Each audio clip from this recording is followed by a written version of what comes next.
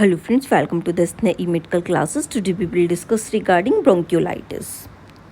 First we will discuss about what is the bronchiolitis. Bronchiolitis जो है वो क्या होता है, it is an acute inflammatory disease of the lower respiratory tract. ये क्या होता है, ये हमारे लोअर रेस्पिरेटरी ट्रैक्ट जो होता है हमारा, ठीक है, तो उसकी क्या है, ये एक इन्फ्लामेटरी डिजीज़ है जिसमें इन्फ्लामेशन जो है लोअर रेस्पिरेटरी सिस्टम में जो है वो देखने के लिए मिलता है। That is primarily affecting infant and young children under 2 years of age. ये जो डिजीज़ कंडीशन होती है ब्रोंक्यूलाइटिस, ये ज़्यादातर जो है वो इन्फेंट के अंदर जो है वो देखने के लिए मिलती है। जो बच्चे जो है वो 1 साल के जो है वो हो जाते हैं, या फिर जो यंग चिल्ड्रंस जो होते हैं, जो 2 साल तक के बच्चे हैं, उनके अंदर जो है वो ये देखने के लिए मिलती है। It involves inflammation and congestion in the small Airways of the lungs. ये इसमें क्या देखने के लिए मिलता है, इसमें जो हमारे स्मॉल एयरवेज होते हैं बच्चों के, ठीक है, उसके अंदर इन्फ्लेमेशन जो है वो, उनका कंजेशन जो है, कॉन्स्ट्रिक्शन जो है वो देखने के लिए मिलता है। ठीक है, जो ब्रोंक्यूल्स होते हैं बच्चों के, उसमें क्या देखने के लिए मिलेगा, पूरा इन्फ्लेमेशन जो है, कंजेशन जो है वो देखने के लिए मिलता है। उसमें ऑब्स्ट्रक्शन, जो म्यूकस जो होता है वो कैसा हो जाता है, थिकन जो है वो होने लगता है। ठीक है, तो म्यूकस जो है वो एकदम से ऑब्स्ट्रक्टेड जो है वो कर देता है, जिसकी जो वजह से इन्फ्लेमेशन होने की वजह से जो वॉल्स होती हैं, कंजेशन होने की वजह से वॉल जो होती हैं वो थिकन हो जाती हैं, जिसकी वजह से पाथवे जो है वो नैरो हो जाता है और वहाँ पे जो इसमें ऑब्स्ट्रक्शन जो है वो देखने के लिए मिलता है, कंजेशन जो है वो देखने के लिए मिलता है। इसके रिस्क फैक्टर्स जो है वो क्या होते हैं, कौन बच्चों को जो है मोस्ट कॉमनली जो है वो हो सकता है, जैसे कि एज जो है वो बच्चों की जो है वो कम है। ठीक है, इन्फेंट जैसे कि बच्चा जो है वो 1 साल के अंदर तक का है, ठीक है, 12 मंथ का है, उसको जो है वो हो सकता है। 3 to 6 मंथ जो ओल्ड बेबी होते हैं, ये मोर प्रोन टू होते हैं, क्योंकि इनका इम्यून सिस्टम इतना डेवलप नहीं होता है, इसकी वजह से इसमें जो है वो देखने के लिए मिल सकता है। किसी बच्चे की जो है वो प्रीमेच्योर जो है वो बर्थ हुई है, बर्थ के पहले जितना मतलब बेबी जो है वो पूरा अपना एज जो है उसका 9 मंथ से जो है वो उसका हुआ नहीं था, ठीक है, उसका प्रीमेच्योर बर्थ जो है वो हो गया, ठीक है, मैच्योर नहीं हुआ, उसके पहले ही जो है उसका बर्थ हो गया, तो उसमें जो है वो मोस्ट कॉमनली देखने के लिए मिल सकता है। कोई बच्चा जो है वो ब्रेस्ट फीड वगैरह जो है वो नहीं कर रहा है, ठीक है, तो उसके बीच उसके साथ में जो है वो देखने के लिए मिलता है, क्योंकि ब्रेस्ट फीड से क्या होता है, इम्यूनिटी जो है वो बच्चे के अंदर डेवलप होती है। अगर ब्रेस्ट फीड नहीं करेगा तो उसका इम्यून सिस्टम जो है वो इतना हार्ड एंड फास्ट नहीं हो पाता, ठीक है, इतना कैपेबल नहीं हो पाता, जिसकी वजह से उसे कोई भी इन्फेक्शन जो है वो मोर प्रोन टू उसका हो सकता है। एक्सपोजर टू टोबैको स्मोक, अगर कोई भी बच्चा, जैसे कि उसका कोई भी सेकेंडरी पर्सन है, जैसे कि उसकी मम्मी हो गए, पापा हो गए, ठीक है, तो ऐसा कोई पर्सन उसके एक्सपोजर में रहा है, ठीक है, पास में, तो उसका जो है वो उसने पूरा जो इनहेल वगैरह करता रहा, जैसे कोई भी स्मोकिंग कर रहा है आपने उसके पास में बैठ के कर रहा है, तो उसकी वजह से उसकी ब्रोंक्यूल्स में जो है वो कंजेशन देखने के लिए मिल सकता है। क्राउडेड प्लेसेस पे जो है वो कोई रहता है तो उसमें देखने के लिए मिल सकता है। अटेंडेंस एट डे केयर, जैसे कि कोई भी डे केयर सेंटर्स वगैरह पे जो है वो रह रहा है, ठीक है, उसमें जो है वो देखने के लिए, उसको अटेंड कर रहा है कंटिन्यूस वे में, ठीक है, उसको देखने के लिए मिल सकता है। किसी का जो है वो इम्यूनाइजेशन वगैरह जो है वो नहीं हुआ, जिसकी वजह से उसकी इम्यूनिटी सही से जो है वो स्ट्रांग नहीं हुई, उसमें देखने के लिए मिल सकता है। या फिर किसी बच्चे का जो इम्यून सिस्टम जो है वो बहुत ज़्यादा वीकन है, कंप्रोमाइज्ड इम्यून सिस्टम है, तो उसमें देखने के लिए ये मोस्ट कॉमनली मिल सकता है। इसके मेन कॉजेज़ जो है वो क्या होते हैं, किन कॉज की वजह से जो है वो होता है, इसके लिए जो वायरस जो है वो रिस्पॉन्सिबल होता है। इसमें मोस्ट कॉमनली जो वायरस रिस्पॉन्सिबल होता है वो कौन सा होता है, रेस्पिरेटरी सिंचियल वायरस जो है वो इसके लिए रिस्पॉन्सिबल होता है। अदर वायरस जो है वो कौन से जो है इसके लिए मोस्ट कॉमन जो है वो हो सकते हैं, जैसे कि ह्यूमन मेटान्यूमो वायरस जो होता है वो कॉमन हो सकता है इसको करने के लिए। इन्फ्लुएंजा वायरस हो गया, पैरा इन्फ्लुएंजा वायरस हो गया, अडीनो वायरस हो गया, राइनो वायरस हो गया, जिसकी वजह से ब्रोंक्यूलाइटिस बच्चे के अंदर देखने के लिए मिल सकता है। साइन सिम्टम्स, इसमें अगर बच्चे को ब्रोंक्यूलाइटिस अगर हो रहा है तो उसमें क्या देखने के लिए मिलेगा, उसका जो नोज़ होता है वो एकदम रनी नोज़ हो जाता है, कंजेशन जो है वो देखने के लिए मिलता है, वाटरी सिक्रेशंस जो हैं वो देखने के लिए मिलते हैं उसको। जो उसकी वजह से क्या होगा, जो कंजेशन हुआ, इन्फ्लेमेशन जो हो रहा है, ठीक है, उसकी वजह से बच्चे को जो है वो फीवर भी जो है वो लो ग्रेड का फीवर जो है वो देखने के लिए मिल सकता है। कफिंग आ सकती है, म्यूकोसा जो है वो एकदम से ड्राई जो है वो होने लगती है, ठीक है, प्रोडक्टिव कफिंग जो है वो उसको देखने के लिए जो है वो मिल सकती है।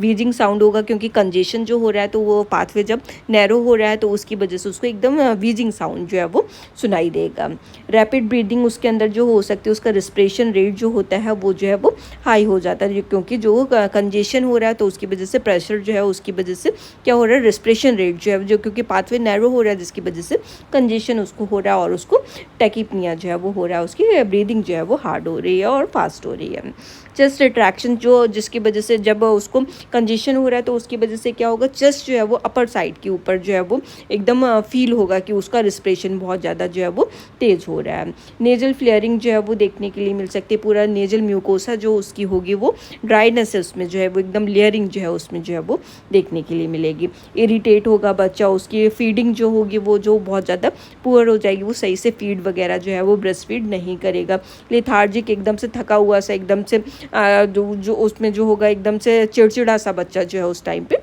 हो जाएगा। नेक्स्ट इसकी पैथोफिजियोलॉजी जो है वो क्या हो रही है, जब ये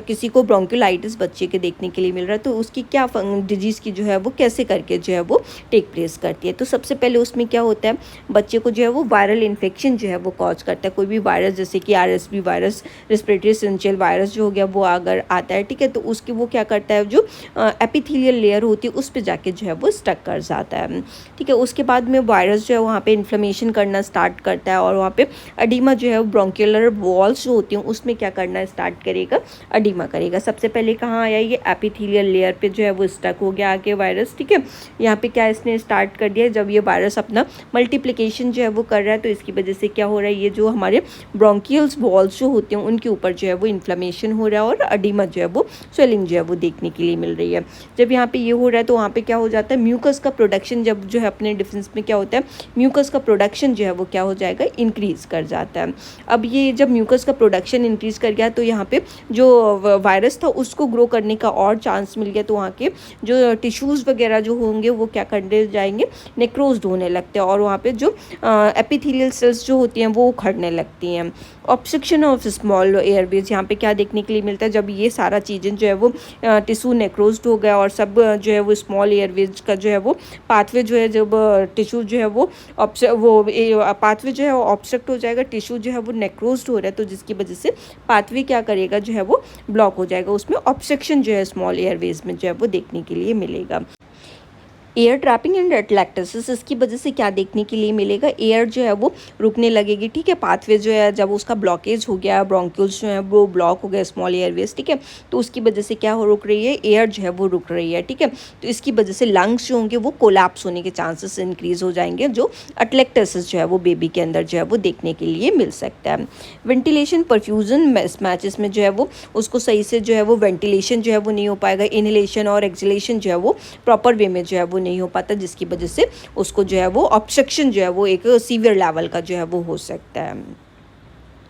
डायग्नोस्टिक इवैल्यूएशन जो है वो हम इसमें क्या करेंगे, clinical presentation and physical examination, इसके लिए जो है वो हम उसका क्लिनिकली जो है वो उसको देखेंगे, उसकी क्या हुआ, वो उसका पूरा रेस्पिरेटरी सिस्टम का जो है वो हम एग्जामिनेशन करेंगे, उसका साउंड वगैरह चेक करेंगे, क्या रिस्पिरेशन में कोई वीजिंग साउंड वगैरह तो प्रेजेंट नहीं है। चेस्ट का एक्सरे कराएंगे, अगर उसका सीवियरली जो है वो हो रहा है, ठीक है, तो उसमें उसका चेस्ट एक्सरे लेंगे, देखेंगे कि क्या प्रेजेंट है। अगर डायग्नोस जो है वो प्रॉपर वे में जो है वो नहीं हो पा रहा है, ठीक है, उसमें जो है वो कुछ ऐसा आ रहा है, ठीक, उसको प्रॉपर डायग्नोस नहीं कर पा रहा है, फिर हम उसकी वायरल टेस्टिंग वगैरह पे जाएंगे, उसका रैपिड एंटीजन डिटेक्शन करेंगे, PCR लेंगे, करवाएंगे, ताकि उसका जो है वो कौन से वायरस का जो है वो इन्फेक्शन है उसको जो है वो हम पता कर सकें। पल्स ऑक्सीमेट्री जो है उसका जो है वो करेंगे, ताकि उसका ऑक्सीजन का कैपेबिलिटी जो है वो देख सकें, ऑक्सीजन का सेचुरेशन लेवल जो है वो जान सकें। ब्लड टेस्ट करेंगे, जिसमें कि उसका जो कोई बैक्टीरियल इन्फेक्शन नहीं है, कोई अदर सेकेंडरी कॉज तो नहीं हो रहा है, उसको जानने के लिए उसका जो है वो हम ब्लड एग्जामिनेशन करेंगे।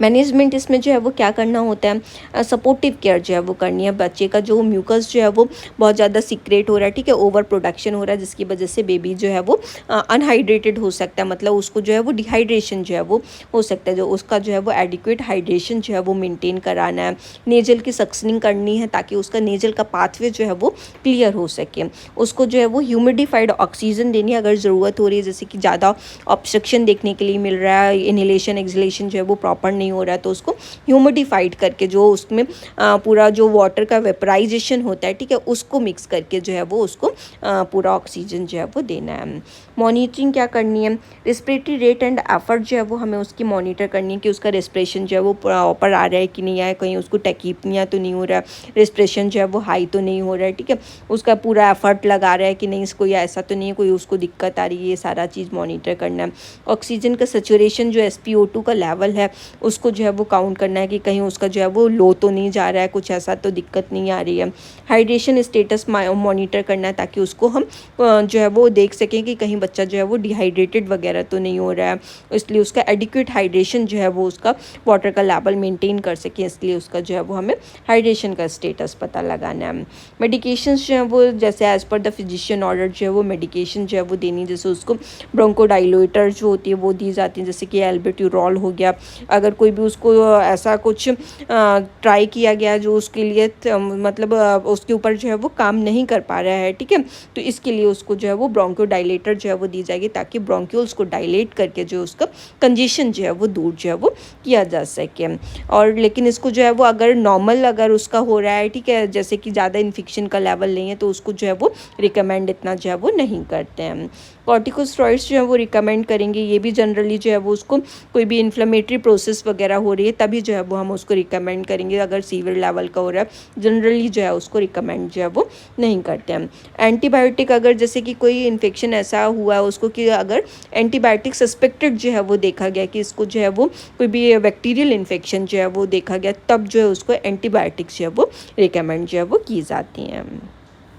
सीवियर केसेस अगर हो रहा है तो उसको जो है वो हॉस्पिटलाइजेशन करेंगे, उसका इंटेंसिव मॉनिटरिंग करेंगे, उसको सपोर्टिव केयर जो है वो प्रोवाइड करेंगे, उसका हाइड्रेशन लेवल, ऑक्सीजन का लेवल, ये सारी चीज़ें जो है उसका मेंटेन करेंगे, प्रॉपर उसका रेस्पिरेशन प्रॉपर है कि नहीं है, वाइटल्स प्रॉपर हैं कि नहीं, ये सारी चीज़ें उसकी मॉनिटर करेंगे, उसको सपोर्ट प्रोवाइड करेंगे। हाई फ्लो नेजल कैनुला जो है वो लगाएंगे ताकि उसका जो है वो एडिक्वेट वेंटिलेशन जो है, मैकेनिकल वेंटिलेशन जो है, उसका ऑक्सीजन का लेवल जो है वो मेंटेन जो है वो किया जा सके। प्रिवेंशन करेंगे उसका कोई भी अदर सेकेंडरी इन्फेक्शन उसको जो है वो ना हो जाए, उसके लिए हम गुड हैंड हाइजीन को जो है वो मेंटेन करेंगे, हैंड वॉश करके उसको जो है वो टच करना ताकि उसको कोई अदर इन्फेक्शन हम अपनी तरफ से ना दें। बच्चे का भी मेंटेन कराना और ख़ुद को भी जो है वो मेंटेन करना है। कोई भी ऐसा सिक इंडिविजुअल उसके नियर बाई नहीं रखना ताकि उसको कोई भी अदर इन्फेक्शन जो है वो हो सके। अगर उसके कोई भी पास जा रहा है तो उसको पूरा जो है वो पीपी वगैरह जो है पहन के ही उसके पास जाना ताकि उसको कोई अपनी तरफ से जो है वो इन्फेक्शन ना दें।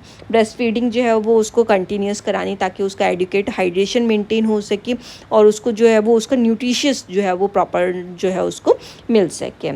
पेल्विजुमाब प्रोफाइलेक्सिस उसको जो बच्चे को जो है वो प्रोवाइड करेंगे अगर उसको जो है वो कोई हाई रिस्क का इन्फेक्शन जो है वो हो रहा है, जैसे कि उसको कोई भी RSV वायरस जैसे रेस्पिरेटरी सिंचियल वायरस का कोई इन्फेक्शन जो है वो हो रहा है, वो हाई रिस्क के बच्चा जो है वो हो रहा है, तो उसमें क्या रहती है कि एफ प्रोटीन रहती है, ये उसके एज जो है वो प्रोफाइलेक्सिस जो है वो काम करती है। उसके लिए अगर मोनोक्लोनल एंटीबॉडी के लिए जो होती है, ठीक है, तो उसके लिए अगर कोई भी सीरियस इन्फेक्शन जो है अगर हो रहा है तो उसको ये मोनोक्लोनल एंटीबॉडी जो है वो प्रोवाइड की जाती ताकि उसके अगेंस्ट में जो है वो हम उसके लिए एंटीबॉडीज़ जो है वो बना सकें।